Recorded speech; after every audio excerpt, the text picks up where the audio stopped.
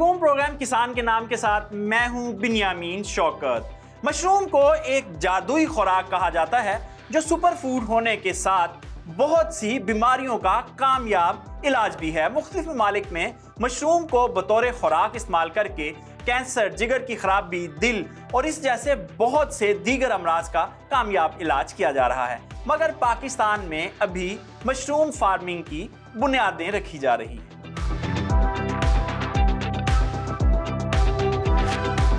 अक्सर ममालिक में मशरूम को अंडे और गोश्त के बेहतरीन मुतबादल के तौर पर इस्तेमाल किया जाता है। इंसानी जिस्म को दरकार energy, protein, amino acids, minerals और विटामिन्स इसमें मौजूद होते हैं, इसीलिए दुनिया में इसका वसी पैमाने पर इस्तेमाल किया जाता है। नीदरलैंड में मशरूम की सालाना खपत 15 किलोग्राम से भी ज़ायद है। हिमसाया मुल्क में मशरूम आम खुराक के तौर पर इस्तेमाल किया जाता है, जबकि वतन अजीज़ में इसका इस्तेमाल ना होने के बराबर है। पाकिस्तान में मशरूम की पैदावार कम है, जिसकी वजह से इसका रेट भी ज़्यादा है और आम आदमी की पहुंच से बाहर है। मशरूम की काश्त इंतहाई आसान है, जो घरेलू पैमाने पर भी की जा सकती है और कमर्शियल स्केल पर भी इसकी फार्मिंग पाकिस्तान में हो भी रही है और इसको बढ़ाया भी जा सकता है। आज का प्रोग्राम मशरूम काश्त के हवाले से हम आपको बताएंगे कि किस तरह मशरूम की घरेलू पैमाने पर और कमर्शियल पैमाने पर काश्त की जा सकती है और आपकी मुलाकात करवाएंगे कामयाब मशरूम उगाने वाले काश्तकारों से। अफादियत के पेश नज़र मशरूम को बादशाहों की खुराक भी कहा जाता है। मशरूम फार्मिंग के हवाले से सबसे ज्यादा तहकीकी काम जापान में किया गया, जबकि मशरूम की पैदावार में चाइना ने दुनिया को पीछे छोड़ दिया। दुनिया भर में मशरूम की तकरीबन 38,000 इकसाम पाई जाती हैं। उनमें से सिर्फ 2,000 इकसाम खाने के काबिल हैं।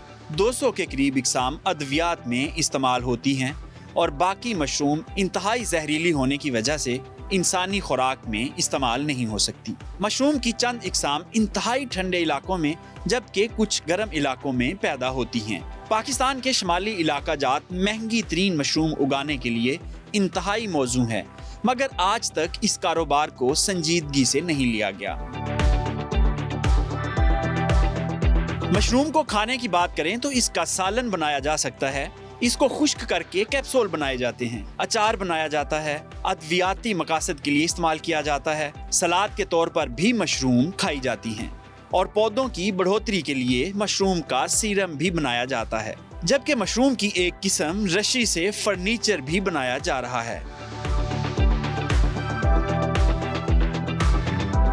आज के प्रोग्राम में हम आपको मुख्तलिफ इक़साम के मशरूम उगाने के अमली तरीके बताएंगे और पहली दफ़ा सुनो स्क्रीन पर आप जदीद मशरूम फार्मिंग के फार्म्स देखेंगे। मगर उससे पहले जानते हैं कि मशरूम खाने का फ़ायदा क्या है और इससे कौन कौन सी बीमारियों का इलाज किया जा सकता है।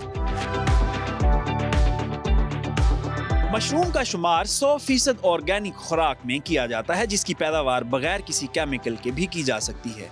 70 ग्राम के एक कप मशरूम में 15 कैलोरीज, 2.2 ग्राम प्रोटीन, 2.3 ग्राम कार्बोहाइड्रेट और 0.2 ग्राम फैट्स होती हैं। मशरूम में कोलेस्ट्रॉल नहीं होता, इसीलिए डॉक्टर्स दिल के अमराज में मुब्तला मरीजों को मशरूम खाने का मशवरा देते हैं। इसके अलावा मशरूम में copper, vitamin B, vitamin D, potassium और आयरन का कुदरती जरिया है। मशरूम हमारी जिल्द को हाइड्रेट करते हैं और हमें कील मुहासों जैसे मसाइल से बचाते हैं। मशरूम एंटी एजिंग अद्वियात के तौर पर भी इस्तेमाल की जाती है। वजन कम करने के लिए भी मशरूम का इस्तेमाल बेहतरीन तस्वुर किया जाता है। मशरूम की ग़िज़ाई वैल्यू जानने के लिए इस वक्त हम माहिर खुराक डॉक्टर ब्रीरा मुनीर के साथ मौजूद हैं। उनसे पूछते हैं कि मशरूम खाना हम सब के लिए क्यों ज़रूरी है और इसकी ग़िज़ाई वैल्यू क्या है। अस्सलाम वालेकुम। ये डॉक्टर साहब फरमाइएगा, क्या वजह है कि पाकिस्तान में जो मशरूम की कंजम्पशन है वो बहुत कम है और इसको अगर हम मेडिसिनल पॉइंट ऑफ व्यू से देखें तो इसकी ग़िज़ाई वैल्यू क्या है? इसमें सबसे पहले आता है कि ये कैलोरीज में कम है, और वो लोग जो वेट लूज़ करना चाह रहे हों उनके लिए माइक्रो न्यूट्रिएंट्स को ऐड करने का बहुत बेहतरीन सोर्स है ये। इसमें विटामिन डी बहुत अच्छा सोर्स है, इसके अंदर विटामिन B6 का, तो इसलिए ये एक एंटीऑक्सीडेंट का बहुत है। तो जो बीमारियां हैं जो इससे आ जाती हैं, जैसे दिल की बीमारियां हो गई या दूसरी बीमारियां होगी, तो जब आप एंटीऑक्सीडेंट्स लेते हैं तो इन बीमारियों का खर्चा है वो आहिस्ता आहिस्ता कम हो जाता है। अच्छा, गोश्त में जो प्रोटीन है वो 20 से 30% होता है मुख्तलिफ कट्स में, तो इसमें मशरूम में कितने % वैराइटीज़ टू वैराइटीज़ डिफरेंट है। तो ये एक चीज़ होती है एसेंशियल अमाइनो एसिड्स, जो कि एक जो प्रोटीन के सोर्स को कंप्लीट बनाते हैं। जो दूध और जो अंडा हो गया या गोश्त हो गया उसमें complete amino acids, essential amino acids सारे मौजूद होते हैं। जो मशरूम्स की डिफरेंट वैराइटीज़ हैं उनमें जो है वैरायटी टू वैरायटी डिफर कर रहा है। जो शिटाके मशरूम है उसमें सारे जो एसेंशियल अमाइनो एसिड्स हैं वो प्रेजेंट है, तो ये एक कंप्लीट सोर्स है। इसमें अमाउंट कम होती है लेकिन एसेंशियल अमाइनो एसिड्स प्रेजेंट है। अच्छा, मशरूम को दुनिया भर में लोग फिट रहने के लिए खाते हैं, हेल्दी रहने के लिए और स्लिम रहने के लिए, इसमें कहाँ तक सच्चाई है और किस तरह साइंटिफिकली इसको प्रूव करेंगे? जैसे मैंने आपको बताया कि ये एंटीऑक्सीडेंट रिच है, इसके अलावा इसके मेडिसिनल भी हैं और इसके अलावा प्रोटीन की भी इसमें अमाउंट ज़्यादा है, लो कैलोरी है, तो इन सब वजह से जो है ये एक आपके लिए प्रोटेक्टिव फूड बन जाता है। अच्छा, ये बताएं कि पाकिस्तान में इसकी कंजम्पशन बहुत कम है, इंडिया में कितनी है, पाकिस्तान में कितनी, और क्या वजह है कि पाकिस्तानी कंज्यूमर जो है वो मशरूम खाने की तरफ राग़िब नहीं हो रहा? इंडिया में इसकी कंजम्पशन कंपैरेटिवली पाकिस्तान की बहुत ज़्यादा है। Almost 90 around 90 to more than 90 जो है लोग वो मशरूम्स को यूज़ कर रहे हैं अपने डेली खाने में, लेकिन पाकिस्तान में 1% तक लोग जो हैं उसको ना, मैक्सिमम 1% तक लोग इसको अपनी डाइट में यूटिलाइज़ कर रहे हैं।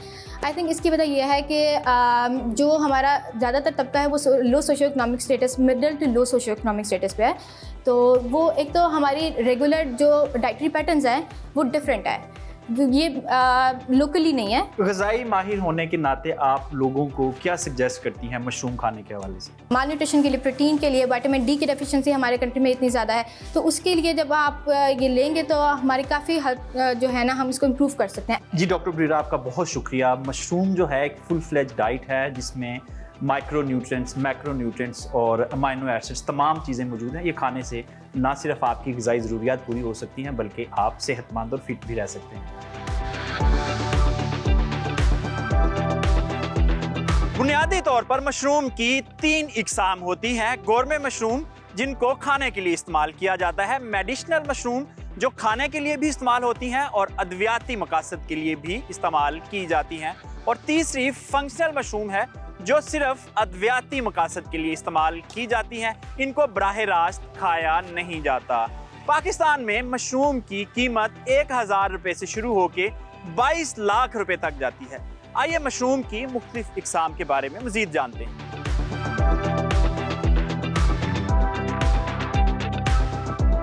मशरूम की मुख्तलिफ इकसाम और उनके फ़ायदे जानने के लिए इस वक्त हम पाकिस्तान के leading mushroom farmer Rehan Qadeer साहब के साथ मौजूद हैं।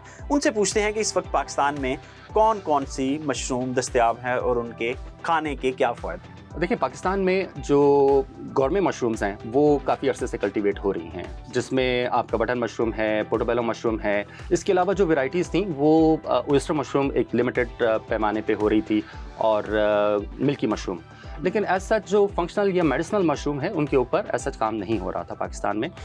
जब हमने स्टेप इन किया यहाँ पे तो इसके अलावा हमने और बहुत सारी मशरूम्स को इंट्रोड्यूस किया पाकिस्तान मार्केट के लिए।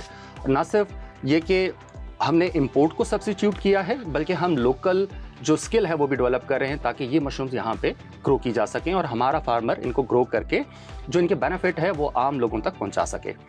तो इसमें मेडिसिनल मशरूम्स का अगर हम जिक्र करें, एक हमारे पीछे है गैनोडर्मा, ऑल्सो नोन एज ऋषि मशरूम और या लिंगज।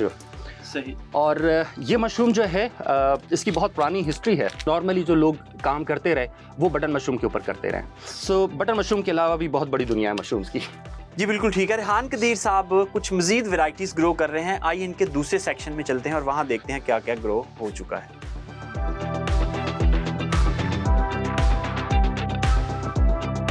जी इस वक्त हम एक दूसरे प्रोडक्शन रूम में पहुंच चुके हैं और यहाँ देखते हैं कि ये गोल्ड रंग का क्या उगाया हुआ है। जी ये क्या है रेहान साहब? जैसे आपने कहा कि गोल्ड, तो मैं से कहता हूँ कि वी आर ग्रोइंग गोल्ड। अच्छा, ये मोर और लेस लाइक गोल्ड। ये इंसान की बॉडी के लिए जितना बेनिफिशियल है इससे बेहतर कोई और दूसरी हर्ब या मशरूम आई डोंट थिंक कि वो एग्जिस्ट करती होगी। ये पाकिस्तान में we are the first one जिन्होंने इसको ग्रो किया है और इंट्रोड्यूस कराया है। इसके अलावा it has a very high price tag. इसका नाम क्या है जी? इसको जी कॉर्डिसेप्स कहते हैं, कॉर्डिसेप्स मिलिटेरियस। इसकी अगर हम वैल्यू की बात करें, मार्केट वैल्यू की, तो ये 1.4 मिलियन पर केजी पाकिस्तानी रुपीस बनते हैं, 14 लाख रुपए फी किलो जी। लेकिन इस वक्त हम चूंकि फर्स्ट मूवर्स के तौर पे हैं यहाँ पे और इसको इंट्रोड्यूस करा रहे हैं, तो हम इसे तकरीबन 8 लाख रुपए किलो की प्राइस के ऊपर सेल कर रहे हैं। एंटी इन्फ्लेमेटरी है, नींद के इश्यूज इससे लोगों के रिजॉल्व हो सकते हैं, होते हैं, और जो एथलीट्स हैं उनके लिए तो ये एनर्जी है, फुल ऑफ एनर्जी है। अच्छा, इसके साथ साथ ना हम चूंकि ये एक जो जार है ये एक लिमिटेड प्रोडक्शन देता है और थोड़ा सा लेबर इंटेंसिव भी हो जाता है, तो हमने इस वक्त कुछ, चूंकि रिसर्च का भी काम है हमारा, हमने इस वक्त एक बल्क प्रोडक्शन जो है वो इंट्रोड्यूस किया है। इस पर हम, ये एक्सपेरिमेंटल वर्क है ऑब्वियसली येट, लेकिन सक्सेसफुल है और इंशाल्लाह हम इसको कमर्शियल लेवल के ऊपर इंट्रोड्यूस भी करेंगे और इस पर ही कमर्शियल प्रोडक्शन करेंगे। ये एक और मेथड है जो हम जिस पे काम कर रहे हैं, जो कि इजी टू ग्रो है किसी भी एक कल्टीवेटर के लिए। नॉर्मल एक मुर्गी के अंडे के ऊपर जो है वो मशरूम ग्रो की है और अल्हम्दुलिल्लाह हम सक्सेसफुल हैं इसके ऊपर। थोड़ा सी ऑप्टिमाइजेशन ज़रूर रिक्वायर्ड है, वो वक्त के साथ इंशाल्लाह वो भी होगी। ये जो टेम्परेचर है यहाँ पे, ये लो टेम्परेचर पे ग्रो होने वाली मशरूम है। हम 16 डिग्री सेंटीग्रेड मेंटेन करते हैं यहाँ पे। इसके अलावा ह्यूमिडिटी जो है वो तकरीबन 60 to 80% के अंदर वेरिएशन रहती है। लाइट जो है वो तकरीबन 14 घंटे की लाइट हम इसको देते हैं। सही। और लाइट खास किस्म की लाइट है या आम जो लक्स? जी बिल्कुल, 6400 के लाइट जो है वो रिक्वायर्ड है इसके लिए। Lux light. Lux light. चलें जी, देखते हैं आपके नेक्स्ट सेक्शन। जी बिल्कुल, ज़रूर आइए।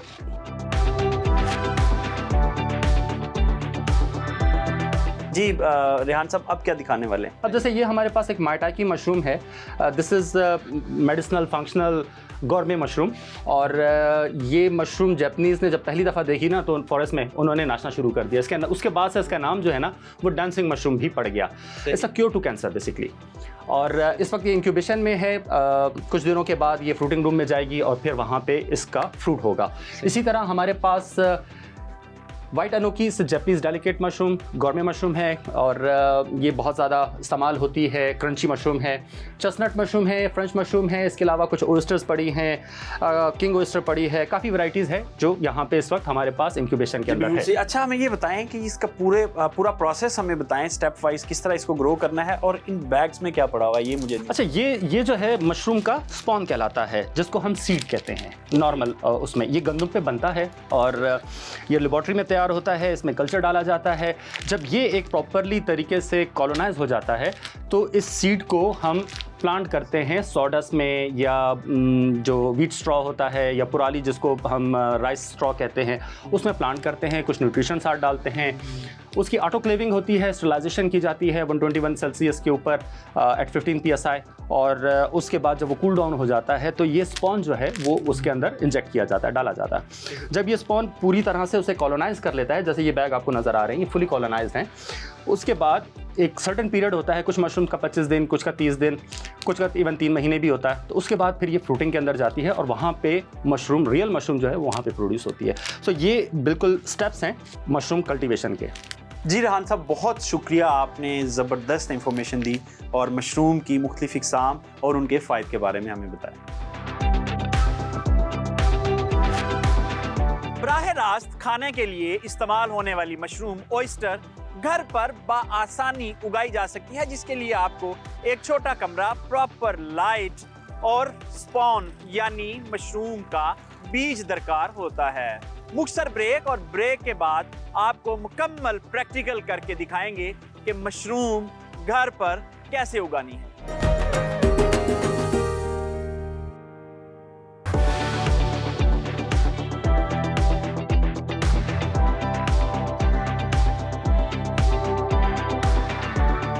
Welcome back. पाकिस्तान में भी जो लोग मशरूम की अफादियत को समझते हैं वो इसका बाकायदगी से इस्तेमाल करते हैं, अगरचे महंगी ही क्यों ना हो। मकामी ज़रूरत पूरी करने के लिए हम सालाना 50% से भी ज़ायद मशरूम इंपोर्ट करते हैं, जिस पर अरबों रुपए एक्सपेंस किया जाता है। पाकिस्तान में भी चंद किस्म की कुदरती तौर पर मशरूम नॉर्दर्न एरियाज में उगती हैं, जिनको एक्सपोर्ट करके भारी ज़र मुबादला भी कमाया जाता है। आइए पाकिस्तान से मशरूम की इंपोर्ट और एक्सपोर्ट की तफसील देखते हैं। पाकिस्तान 95% तक मशरूम चाइना से इंपोर्ट करता है, जबकि 5% तक मशरूम स्पेन से इंपोर्ट की जा रही हैं। गुज़श्ता साल चाइना से 1.37 मिलियन अमेरिकी डॉलर की मशरूम इंपोर्ट की गई, जिनकी मिकदार 1700 मिलियन मैट्रिक टन बनती है।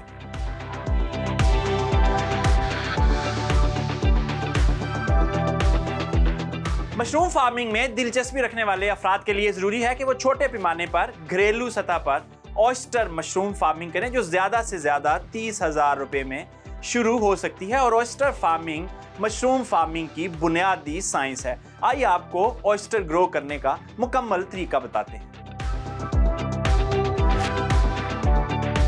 ऑयस्टर मशरूम घर पर उगाना सबसे आसान है और यहाँ तक कि स्टूडेंट भी इसे उगा सकते हैं और उगा भी रहे हैं। इस वक्त हम जिस जगह मौजूद हैं वहाँ मोहम्मद शहीर ने घर की छत पर मशरूम उगाने का सेटअप लगाया हुआ है। उनसे इस हवाले से डिटेल जानते हैं और कुछ प्रैक्टिकल भी देखते हैं।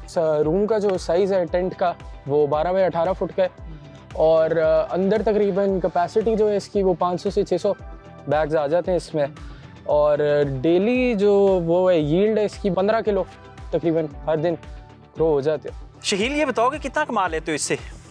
मंथली वो तो प्रोडक्शन के ऊपर डिपेंड करता है वैसे तो, लेकिन अंदाज़न क्या कहते हैं 2 लाख से 3 लाख के दरमियान हो जाता है। और प्रोडक्शन कॉस्ट भी फिर वेरी करती है, कभी 50,000 से लाख के दरमियान तकरीबन प्रोडक्शन कॉस्ट होती है। अब देखते हैं कि इसको हमने ग्रो कैसे करना है। जिस तरह आपने ये सेटअप बनाया है बिल्कुल उसी तरह आपने दूसरे यंगस्टर्स को भी बताना है कि अगर वो ये सेटअप अपने घर पर या छत पर बनाना चाहें तो ये कैसे मुमकिन है। इसको ऑब्वियसली क्लीन रखना होता है कि बैक्टीरिया वगैरह आते हैं उससे ख़राब हो जाता है।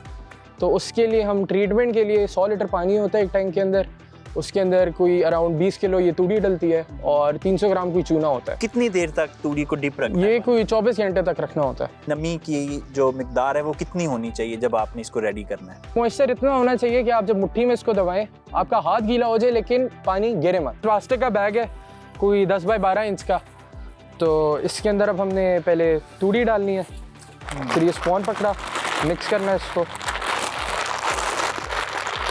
ये थोड़ा सा बस डालना है, लेयरिंग करनी है आहिस्ता आहिस्ता। अच्छा, तो इसमें कोई जो उसकी परसेंटेज है स्पॉन की वो 2 से 5 किलो डालना होता है। इसका मतलब ये है कि 100 किलो अगर तूड़ी है हमारे पास तो 2 किलो से 5 किलो स्पॉन उसमें डालें। जी बिल्कुल ठीक है, और इसकी लेयरिंग करते जाएंगे। अब इसी तरह दोबारा हम इसके ऊपर व्हीट स्ट्रॉ डाल देंगे जी, और इसके ऊपर दोबारा हम स्पॉन डाल देंगे। ये आप अंदाजे से डाल रहे हैं? जी अंदाजे से, क्योंकि आपको पता है कि इसमें कितना डलना है। जी।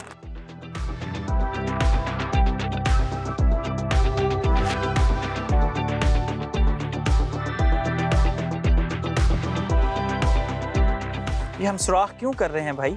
ये यहाँ से ताकि वो स्पॉन फैलेगा, फंगस फैलेगी, फिर निकलेगी मशरूम अंदर से इन सुराखों के थ्रू ही। जी शहील, ये बैग तैयार हो चुका है। अब नेक्स्ट प्रोसेस क्या है इसका? अब इसको हम इंक्यूबेशन रूम में रख देंगे। चलें जी इंक्यूबेशन रूम देखते हैं और देखते हैं कि इसको वहाँ कैसे रखना है। तो ये हमने यहाँ पे रख दिया। अब आप यहाँ पे देखें ये रैक्स भी सारे लगे हुए हैं, ठीक है, ताकि हम छोटी जगह से ज़्यादा पैदावार ले सकें। टेम्परेचर है वो अराउंड 25 है, ठीक है, 25 डिग्री सेल्सियस। और ह्यूमिडिटी जो है वो हमने 60 से 70 के दरमियान में रखी हुई है, ठीक है। अब इंक्यूबेशन कोई होती है 15 दिनों के लिए, सही, ठीक है। उसके बाद हमने वो ग्रोइंग में इसमें ले जाते हैं। उसके अंदर हमने क्या करना होता है, टेम्परेचर कम कर देते हैं हम, 25 से 20 पे ले आते हैं, और जो ह्यूमिडिटी है वो हम बढ़ा देते हैं, वो 80 से 90 को ले जाते हैं हम लोग। जी शहीद, शुक्रिया, आपने हमें ऑयस्टर मशरूम उगाने की मुकम्मल टेक्नोलॉजी बताई। ये इंतहाई आसान तरीका है जो 5 से 6 स्टेप्स पूरे करके आप भी घर पर ऑयस्टर मशरूम उगा सकते हैं। मशरूम फार्मिंग का कारोबार कितना मुनाफा बख्श है? पाकिस्तान में डिमांड होने के बावजूद बैरून ममालिक से इंपोर्ट क्यों की जा रही है, जबकि पाकिस्तान में इसको ग्रो भी किया जा सकता है? आइए पाकिस्तान में मशरूम के कारोबार के स्कोप के हवाले से जानते हैं। पाकिस्तान में इस्तेमाल होने वाली मुख्तलिफ इक़साम की मशरूम 50% से ज़ायद मुख्तलिफ ममालिक से इम्पोर्ट की जाती हैं। क्या वजह है कि पाकिस्तान में इस्तेमाल भी हो रही है मगर ग्रो पाकिस्तान में नहीं हो पा रही? ये जानने के लिए इस वक्त हमारे साथ डॉक्टर फसीहा कुरैशी मौजूद हैं। उनसे पूछते हैं कि पाकिस्तान में मशरूम फार्मिंग का क्या स्कोप है। अस्सलाम वालेकुम। वालेकुम सलाम। जी डॉक्टर साहब फरमाइएगा। बहुत से ऐसी है बायोडाइवर्सिटी जो कि हमारे कंट्री में भी मौजूद नहीं है और जो कि दूसरी कंट्री में है, जिसकी वजह से हमें इंपोर्ट रेट बहुत एक्सपेंसिव पड़ता है। फिर यहाँ पे कोई इंफ्रास्ट्रक्चर अवेलेबल नहीं है, ना कोई पब्लिक और प्राइवेट सेक्टर तो इसके साथ कोई कोलैबोरेशन है, ना गवर्नमेंट लेवल पे कोई फैसिलिटीज़ है। अगर हम कोलैबोरेट करें इसको डिफरेंट कंट्री के साथ और with in the country private sector के साथ, it will be very helpful. और इसमें हमें चाहिए कि हम ज़्यादा से ज़्यादा ट्रेनिंग प्रोग्राम दिया जाए, अवेयरनेस दिया जाए। डॉक्टर साहब ये तकरीबन 40 साल हो गए हैं पाकिस्तान में मुख्तलिफ इदारे इसकी ट्रेनिंग भी दे रहे हैं। क्या वजह है आज तक पब्लिक लेवल पे इसकी अवेयरनेस क्यों नहीं आ सकी? मैं I will suggest in positive way कि आप इसको एकेडमी को इंक्लूड करें। एकेडमी में डिफरेंट सेक्टर से, डिफरेंट रीजन से, डिफरेंट प्रोविंसेस से। एग्रीकल्चर यूनिवर्सिटी फैसलाबाद इसमें ऑलरेडी इन्वॉल्व है, उनका बाकायदा एक डिपार्टमेंट इसके ऊपर काम कर रहा है। उसमें यह है कि स्टूडेंट्स को ट्रेनिंग दी जाए, दे विल डेफिनेटली अप्लाई, और इन स्टूडेंट्स को ट्रेन करके फार्मर्स लेवल के पास भेजा जाए, इनके कोर्स के, इनके निसाब का हिस्सा बनाया जाए कि आप इनकी रिपोर्ट राइटिंग वगैरह का इसका पार्ट जब तक बनेगा, बच्चे वहाँ जाके ट्रेनिंग देंगे, उनको अवेयरनेस देंगे, then it product will be enhance. अच्छा, अगर लार्ज स्केल पे पाकिस्तान में मशरूम की प्रोडक्शन शुरू हो जाए तो आपको लगता है कि इसकी जो सेल मार्केट है वो है? Very first of all we have to give the awareness. अगर लोगों को अवेयरनेस आ गई इसकी न्यूट्रिशन वैल्यू के बारे में और मेडिसिनल वैल्यू के बारे में, हमारे जितने भी होटल हैं, हमारे पिज़्ज़ा मार्केट्स हैं और ये जितने भी फास्ट फूड पॉइंट है, they will use as a source of protein. लोगों को नहीं पता कि हम मीट और लेग्यूमिनस क्रॉप्स के अलावा हम मशरूम्स को भी इसको एडिबल के तौर पे खा सकते हैं। जी डॉक्टर फसीहा, बहुत शुक्रिया। पाकिस्तान में मशरूम की कंजम्पशन मौजूद है मगर लार्ज स्केल पे नहीं है। कंज्यूमर को अवेयरनेस देने की ज़रूरत है और किसानों को अवेयरनेस देने की ज़रूरत है ताकि कारोबारी हजरात मशरूम फार्मिंग में आएँ और ये सेक्टर तरक्की कर सकें।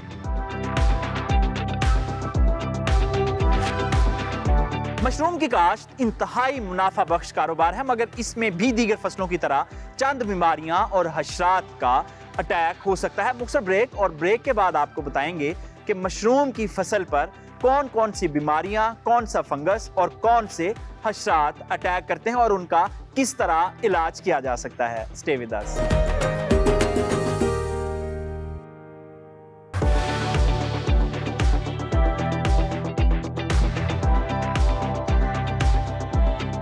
Welcome back. तमाम इकसाम की फार्मिंग में केमिकल का इस्तेमाल किया जाता है। केमिकल के बगैर पैदावार कम होती है, जबकि मशरूम दुनिया की वाहिद खुराक है जो 100% ऑर्गेनिक तरीके से उगाई जाती है। इसकी वजह यह है ये खुद एक फफूंदी है और इसमें अगर केमिकल शामिल भी हो तो ये उसको ऑर्गेनिक मैटर में तब्दील कर देती है। मशरूम बुनियादी तौर पर एक फंजाई है जो किसी भी चीज की डीकम्पोजिंग करती है और इसकी ग़िज़ाई वैल्यू बढ़ा देती है। फसलों की बाकियात के गलने सड़ने के अमल को भी फंजाई ही तेज करती है, जिससे जमीन का नामियाती मादा बढ़ता है। ट्राइकोडर्मा भी एक किस्म की फंजाई है जो पौधे की जड़ों को मुख्तलिफ इक़साम की खुराक फ्राहम करने में मदद देती है और जड़ों को दीगर नुकसानदेह फफूंदी से महफूज रखती है। अच्छी पैदावार के लिए ज़रूरी है कि मशरूम को बैक्टीरिया से पैदा होने वाली और फफूंदी से पैदा होने वाली बीमारियों से बचाया जाए। इसके अलावा हशरात के हमलों का भी मशरूम को खतरा होता है। आइए माहिर से जानते हैं कि कौन कौन सी बीमारियां मशरूम को ख़राब कर सकती हैं और कैसे बचाया जा सकता है। जिस तरह दीगर फसलों में मुख्तलिफ हशरात अटैक करते हैं, फंगस अटैक करती है और फिर बैक्टीरिया अटैक करता है, इसी तरह मशरूम में भी ये तीनों चीज़ें फसल पर अटैक करती हैं और बर वक्त इक़दामात करके इन बीमारियों से बचा जा सकता है। इन बीमारियों के बारे में मज़ीद जानने के लिए इस वक्त डॉक्टर नदीम अहमद हमारे साथ मौजूद हैं, उनसे तफसीलात जानते हैं। अस्सलाम वालेकुम सर। जी वालेकुम अस्सलाम। डॉक्टर साहब, सबसे पहले ये बताएं कि कौन कौन सी सुंडियाँ मशरूम की फसल पर हमला कर सकती हैं? सबसे पहले मैं हशरात की बात करूंगा।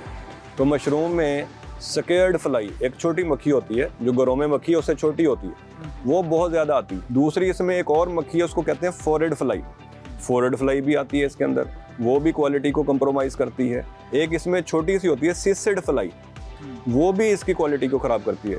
इसके अलावा अगर इसमें नमी ज़्यादा हो जाए तो ये मच्छर जो आम घरों वाला है ये वहाँ पे परवरिश पा जाता है, तो ये उसके अंदर अंडे दे देता है, मशरूम के अंदर अंडे दे देता है, जो कि हमारे खाने के लिए हमारे खाने के काबिल नहीं रहती। दूसरी बात है इसमें कि बाकी बीमारियाँ कौन कौन सी आती हैं। बीमारियों में इसमें ग्रीन मोल्ड है जिसकी वजह ट्राइकोडर्मा है, और ये भी एक फंगस ही है, लेकिन इन दोनों का आपस में मुकाबला है। इनकी पहचान क्या है, जो बैक्टीरियल डिजीज़ है कैसे पता चलेगा इस वक्त हमारी मशरूम के ऊपर? जी, अगर हम इस मशरूम को देखें तो ये तो माशाल्लाह हेल्दी मशरूम है, तो यहाँ जो ऊपर उसका है इसके ऊपर जाला सा बन जाता है। अगर तो वो जाला पानी की तरह का है तो हम उसको कहते हैं वेट बबल, वो बैक्टीरिया की वजह से। एक जाला इस तरह का बनता है कि वो बिल्कुल ड्राई होता है, उसको हम कहते हैं ड्राई बबल। एक बिल्कुल जैसे घरों में जाला लगा होता है ऐसे ऊपर जाला बन जाता है, इसको हम कहते हैं काउ वेब। ये तीनों बैक्टीरिया की वजह से होती हैं।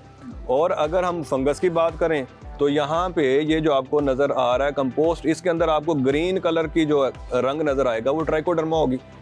अगर इसमें ब्लैक नज़र आ रहा है तो वो अपना ब्लैक मोल्ड है, एस्परजिलस आ जाती है। अगर ब्लू है तो वो ब्लू मोल्ड है।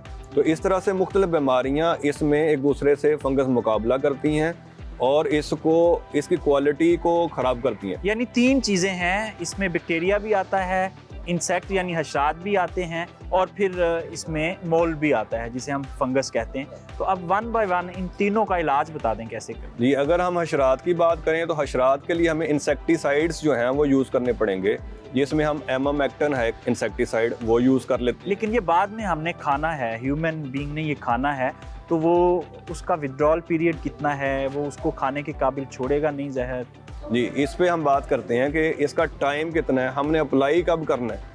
तो हम इसको लगाने से पहले ये सारी चीज़ें अप्लाई करते हैं, यानी जिस कमरे में हमने इसको लगाना है हम उस कमरे में पहले इंसेक्टिसाइड स्प्रे करेंगे। अच्छा, यानी अगर इसके ऊपर बीमारी आ जाए तो उस वक्त स्प्रे करने का कोई फ़ायदा नहीं? उस वक्त की जा सकती है, लेकिन जब फ्रूटिंग स्टेज पे है उस वक्त हम उसको रिकमेंड नहीं करते। अच्छा सर, ये जो आपने मोल्ड बताया, ब्लैक हो, वाइट हो या फिर ग्रीन हो, उसको कैसे कंट्रोल करना है? इसके लिए फंजीसाइड्स हैं, इसके लिए फॉर्मलिन भी यूज़ होता है। बेहतर ये है कि अगर तो ग्रोइंग कंडीशन में आया, ये बैग लगे हुए हैं, फ्रूट के करीब है, तो जिस जगह पे है उतनी जगह को ट्रीट करें, बजाय कि सारे कमरे को आप ट्रीट करें। अगर वो काट दी जाए जगह, फेंक दे काट, हाँ, अगर आपने इस तरह बैग्स लगाए हैं आप उतना बैग निकाल दें, उस बैग को कमरे में से निकाल दें, बाकी कमरा आपका सेव हो जाएगा। तो दूसरा क्या है कि अगर बिल्कुल छोटा सा स्पॉट है, आप सिरिंज लें, उतने से एरिए में सिर्फ केमिकल डाल दें, बाकी आपको बैग भी ज़ाया करने की ज़रूरत नहीं रहेगी। तो ये बड़ा आसान हल है। अगर ज़्यादा फैल गया, 2 बैग हैं, 4 बैग हैं, वो बैग आप निकाल दें वहाँ से। जी डॉक्टर नदीम साहब, बहुत शुक्रिया। जिस तरह हमारी दीगर फसलों में मुख्तलिफ बीमारियाँ आती हैं, इसी तरह मशरूम में भी इनका खदशा होता है।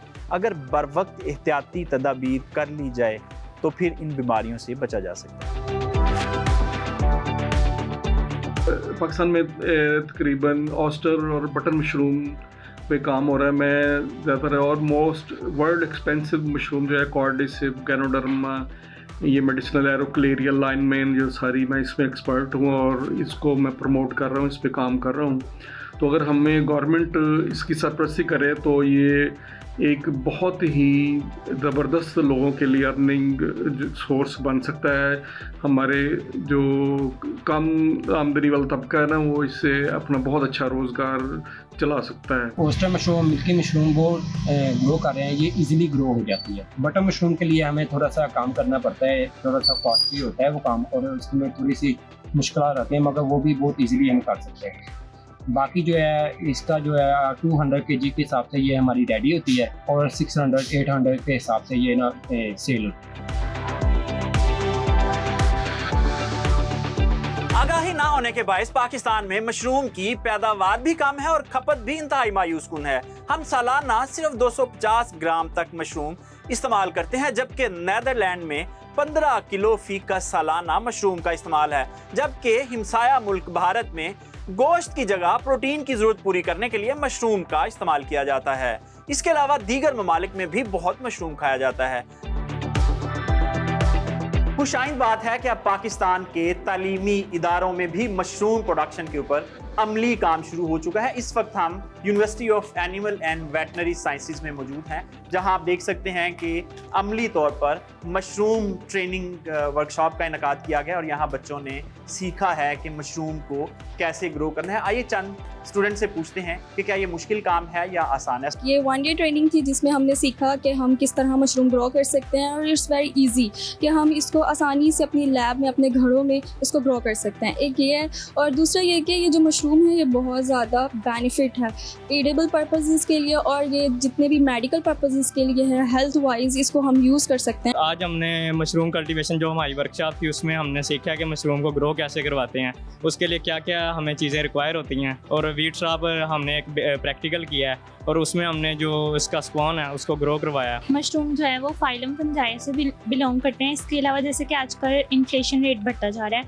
तो हमें चाहिए कि मॉडर्न डे के अकॉर्डिंग हमें अपने प्रोटीन सोर्सेज और इस तरह फूड सोर्सेज को ऐसी चीज़ों से हासिल करने की कोशिश करनी चाहिए जो चीप हो येट न्यूट्रिशियस हो। तो इसमें मशरूम आता है। इसको वर्टिकली ग्रो करना पड़ता है तो ये इजीली बैग्स में भी ग्रो हो सकता है। इसको बैग्स में भी अपने घर में स्टोर करके रख सकते हैं और इस 12 to 15 डेज़ में ये फ्रूटिंग फ्लो कर देता है, जिसकी वजह से इस पर ज़्यादा टाइम भी नहीं लगता और इसके बहुत से यूजेस भी हैं। जिस तरह ये एज ए न्यूट्रिशन यूज़ हो सकता है, अल्टरनेटिव ऑफ मीट है और उसके अलावा ये एनर्जी जो है ज़्यादा देता है और मेडिसिनल यूज़ भी इसका बहुत ज़्यादा है।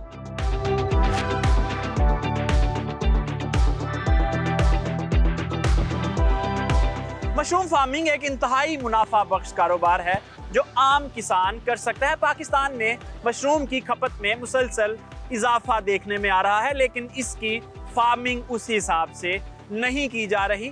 अगर आप भी प्रोग्राम में बताए हुए तरीके के ऊपर मशरूम ग्रो करते हैं तो यकीनन आप भी इस उभरते हुए नए बिजनेस से मुस्तफीद हो सकते हैं। मुख्तसर ब्रेक और ब्रेक के बाद ज़री हालात हाज़रा और मौसम की सूरत हाल। Stay with us. Welcome back. Programme के आखिरी हिस्से में साइम रशीद साहब ने ज़री हालात हाज़रा पर बात करने के लिए हमें ज्वाइन किया है। साइम साहब फरमाइएगा, इस वक्त जो यूरिया की प्राइस है वो मजीद गवर्नमेंट की तरफ से बढ़ा दी गई है, जबकि पहले ही फिक्स प्राइस पे नहीं मिल रही थी, तो क्या फ़ायदा बढ़ाने का? गवर्नमेंट वैसे ही ओपन मार्केट छोड़ दे।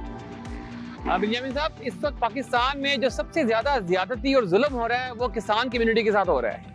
आपकी यूरिया की प्राइस जो सी थी वो पहले 3100 रुपये थी, उसके अंदर आपने 200 रुपये इजाफा सरकारी रेट पे कर दिया है।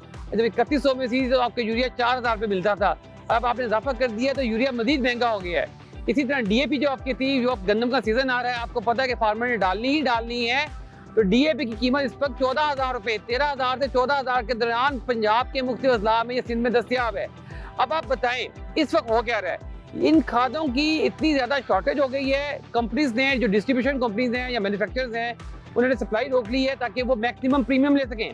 इसमें किसान का क्या कसूर है? किसान तो अपना ठेका भरने की पोजीशन में नहीं है, बिजली का बिल देने की पोजीशन में नहीं है। मकई इस वक्त आपके पिछले 4 साल के सबसे लोएस्ट रेट पे बिक रही है। कॉटन का कोई पुरसाने हाल नहीं है, कोई इसको खरीदार इसका इस वक्त दस्तियाब नहीं है, खरीदारी हो रही है बहुत कम हो रही है। गन्ने की अभी तक आपने एक्सपोर्ट कीमत अनाउंस नहीं की। आप चाहते क्या हैं? आप चाहते हैं कि किसान सड़कों पर निकले या ज़राअत बंद कर दे? सैम साहब, अगर हम थोड़ा सा कंपैरिजन करें हम हमसाया मुल्क भारत के साथ, तो वहाँ हमें बताएं कि यूरिया की क्या प्राइस है, DAP क्या प्राइस है और बाकी जो यूनिट है इलेक्ट्रिसिटी का वो कितने का है? आप इंडिया में इस वक्त जो बिजली का रेट है वो पाकिस्तानी जो पड़ता है 6 रुपये यूनिट, वो भी गवर्नमेंट सब्सिडाइज देती है, उनको फ्री कर देती है। यूरिया खाद की कीमत इंडिया में किसानों के लिए पाकिस्तानी करेंसी में 1000 रुपये है और DAP की कीमत 5000 रुपये है, जो कि पाकिस्तान से उनकी खादें 4 से 3 गुना यानी कि 300 से 400% सस्ती हैं। बिजली हमारी उनकी हमारे मुकाबले में 0% है और उसके बावजूद उनको जो रेट मिलते हैं कमोडिटी के या पैदावार के, वो इंटरनेशनल लेवल में मिलते हैं। साइम साहब, ये फरमाएं कि हमने इंडिया में नहीं कभी सुना खादों की इतनी शॉर्टेज है या जो फिक्स प्राइस है उससे ऊपर मिल रही है, या फिर किसान को लाइनों में लग के DAP और यूरिया का एक बैग मिल रहा है। ये ऐसे वहाँ क्यों नहीं होता? वहाँ पर जी इस वक्त जो आपका जो बिजनेसमैन है या आपके जो ब्यूरोक्रेसी है वो लूट मार नहीं कर रही, उनका मिशन डिफरेंट है। यहाँ पर आपका मिशन डिफरेंट है। आपका मिशन यहाँ पर है कि जो बचा खुचा खून है किसानों की इस वक्त रगों में, उसको निचोड़ लिया जाए और उस खून की आपको ज़रूरत भी नहीं है कि आप उसको इस्तेमाल कर सकें। आप उसको वैसे ही निचोड़ के ज़ाया करना चाहते हैं कि ये बचे ही ना, क्योंकि आप इंडिया में इस वक्त आप जाके देखें, एक एक किसान फार्मर लेवल पे उसकी पूरी की पूरी फसल की निगहदाश्त की जाती है, उसको मॉनिटर किया जाता है कि उसको साल की रिक्वायरमेंट कितनी है। डीएपी के सौदे इंडियन गवर्नमेंट ने पाकिस्तान की हुकूमत से पहले, क्योंकि हुकूमती सतह पर होते हैं, ये बाहर से आते हैं, मैं जो पैदावार वाले अदारे हैं उनको बता दिया जाता है कि हमारी इतनी सालाना रिक्वायरमेंट रहेगी। तो पाकिस्तान में इस साल डीएपी शॉर्ट है। डीएपी की शॉर्टेज का नतीजा क्या निकल रहा है इस वक्त कि आपके पास गंदम के लिए डीएपी नहीं है, इसीलिए कीमत उसकी बढ़ रही है। ये किसने प्लान करना था? ना मैंने करना था, ना आपने करना था, ना किसानों ने करना था। ये प्लान तो होता है वफाकी सतह पर, ये प्लान होता है सूबाई सतह पर, वो एज यूजुअल सो रहे हैं। साइम साहब, दहाइयों से यही हम मसाइल सुनते आ रहे हैं, अल्लाह करे ये मसाइल हल हो। ये फरमाएं कि सिंध हुकूमत ने गन्ने और गंदम की जो स्पोर्ट प्राइस है उसका ऐलान किया, आप उससे मुतमिन हैं और किसान तंजीमें उससे मुतमिन हैं? सिंध के अंदर जो गंदम की और गन्ने की स्पोर्ट प्राइस का अनाउंस किया गया है, गंदम की प्राइस तो किसी हद तक आप देख लें पिछले साल से बेहतर है, लेकिन गन्ने के अंदर सख्त तहफ़्फ़ुज़ात हैं। गन्ना 500 रुपये मन से नीचे वारे ही नहीं है। अगर मैं भी काश्त करूँ तो मुझे भी 500 रुपये मन फी गन्ने की पैदावार आएगी तो मुझे वारे है। जो आपके इनपुट्स के और ज़मीनों के रेट देख के, ठेके देख के, पानी की हालात देख कर, बिजली के हालात देख कर, खादों के हालात देख कर, तो गन्ने की कीमत तो कम है। गन्ने की कीमत पाकिस्तान में 500 रुपये मन से नीचे, बिल्कुल किसान को कोई फ़ायदा नहीं है। किसान गन्ना नहीं लगाएगा, अल्टीमेटली अगले साल आपका एक और बुरहान पैदा हो जाएगा चीनी की इम्पोर्ट का। दूसरा, गन्नम की कीमत में जी गवर्नमेंट सब्सिडी भी दे रही है, बीज की शक्ल में, खादों की शक्ल में सब्सिडी भी दे रही है। उस हिसाब से देखा जाए अगर 4250 से 4500 के दरमियान कीमत आती है पाकिस्तान लेवल में तो ये ठीक कीमत होगी। जी साइम साहब, असलम चौधरी साहब इस वक्त हमारे साथ मौजूद हैं, उनसे पूछते हैं कि अगला हफ्ता मौसम की क्या सूरत हाल रहेगी। अस्सलाम वालेकुम सर। शुक्रिया बिन्यामीन। आने वाले वीक के दौरान मौसम की सूरत हाल इस तरह रहने का इम्कान है। इस्लामाबाद समेत पोठार रीजन में बारिश का इम्कान है, जबकि लाहौर समेत पंजाब के अक्सर मकामात पर मौसम खुश्क रहने का इम्कान है। सिंध में कराची समेत मुख्तलिफ शहरों में मौसम खुश्क रहने का इम्कान है। बलूचिस्तान में कोयटा, लोरालाई, ज़ोब, किला सैफुल्ला, इनमें बारिश का इम्कान है। केपी में पेशावर समेत अपर केपी जिसमें मालाकंड, कालाम, नारान वगैरह शामिल है, इनमें बारिश हो सकती है। नार्दर्न एरियाज और कश्मीर में अगले वीक के दौरान बारिश हो सकती है। जी ठीक है सर, ये बता दें कि जो दर्जा हरारत है वो कहाँ कितना रहेगा और स्मॉग की क्या कंडीशन रहेगी? जी, आने वाले वीक के दौरान क्योंकि मौसम सरमा की आमद है और टेम्परेचर ड्रॉप हो रहे हैं, इसमें पंजाब में स्पेशली स्मोक का काफ़ी ज़्यादा इम्कान है, बल्कि इसका लेवल जो है पोल्यूशन का काफ़ी ज़्यादा है। और सुबह के औकात में स्मोक और फॉग पंजाब के बेशतर इलाकों में पड़ने का इम्कान है। और टेम्परेचर की सूरत हाल इस तरह रहेगी। इस्लामाबाद में कम से कम दर्जा हरारत 10 डिग्री सेंटीग्रेड, लाहौर में 17 डिग्री सेंटीग्रेड, कराची में 22 डिग्री सेंटीग्रेड, कोयटा में 6 डिग्री सेंटीग्रेड, गिलगित में 2 डिग्री सेंटीग्रेड, जबकि मुजफ्फराबाद में मिनिमम टेम्परेचर 8 डिग्री सेंटीग्रेड तक रहने का इम्कान है। जी असम साहब, बहुत शुक्रिया। सैम साहब, ये जो स्मॉग है ये गुज़श्ता 5-7 सालों से बड़ी सीवियर होती जा रही पाकिस्तान में, तो ये ज़राअत को किस तरह मुतासर कर रही है? स्मोक की ज़राअत से ज़्यादा मुतासर करती है इंसानी सेहत को। ज़राअत का तो इस पर इतना इम्पैक्ट नहीं आ रहा क्योंकि टेम्परेचर वैसे ठंडा है और रातें ठंडी हो रही हैं, दिन भी ठंडे हो रहे हैं, जो कि आपकी रबी की क्रॉप के लिए बेहतर है। स्मोक की वजह से आपका नुकसान हो रहा है। हुकूमत पाकिस्तान ने इस वक्त पंजाब में बहुत सख्ती की गई है और बहुत कम धान को, बाकियात को जलाया गया है। जी सैम साहब, बहुत शुक्रिया। इसके साथ ही प्रोग्राम का वक्त ख़त्म होता है, इजाज़त दीजिए, खुदा हाफिज़।